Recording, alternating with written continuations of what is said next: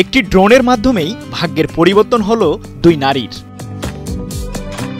Drone দিয়ে ফসলি জমিতে কীটনাশক প্রয়োগ করছেন দুই নারী, যার মাধ্যমে আধুনিকতার বীজ ছড়িয়ে পড়েছে ভারতের একটি শহরে। তাদের উদ্যোগে সাড়া পড়েছে পুরো ভারতে। আন্তর্জাতিক সংবাদ মাধ্যমেও তাদের বিষয়ে ফলাওভাবে সংবাদ পরিবেশন করা হচ্ছে।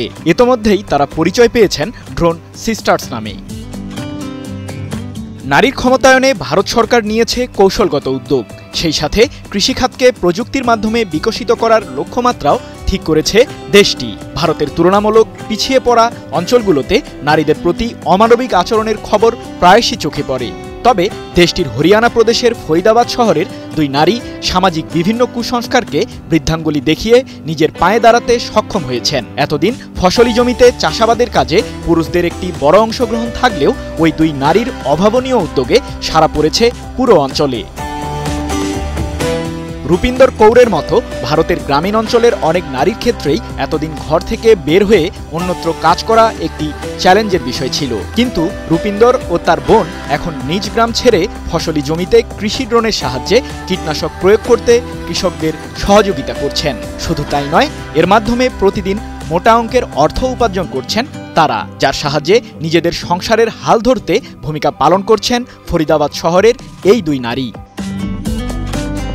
প্রায় এক বছর আগে ওয়াও গ্রো গ্রিন নামে একটি বেসরকারি সংস্থা ভারত সরকারের উদ্যোগে রূপিন্দর কৌর ও তার বোনকে বাণিজ্যিক ড্রোন চালানোর প্রশিক্ষণ দেয়। ৩৫ কেজি ওজনের ড্রোনটির পাইলটিংয়ে এখন পারদর্শী রূপিন্দর ও তার বোন।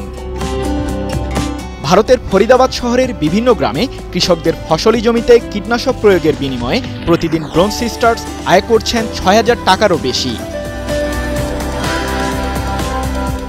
তবে রূপিন্দর কৌর ও তার বোনের এই যাত্রা খুব একটা সহজ ছিল না। রান্নাঘরের চার দেয়ালের বাইরে বেরিয়ে আসার গল্পই বলছিলেন বার্তা সংস্থা রয়টার্সকে। এটা আমাদের জন্য খুব সহজ কাজ ছিল না, বিশেষত যেসব নারী ঘরে থাকতেই অভ্যস্ত তাদের জন্য বাইরে বেরিয়ে আসা একটি বড় বিষয় বলে মনে করা হয়।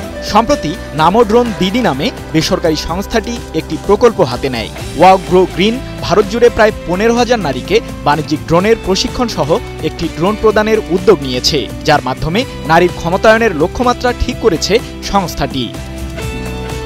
সৃজন মাহমুদ, নিউজ 24।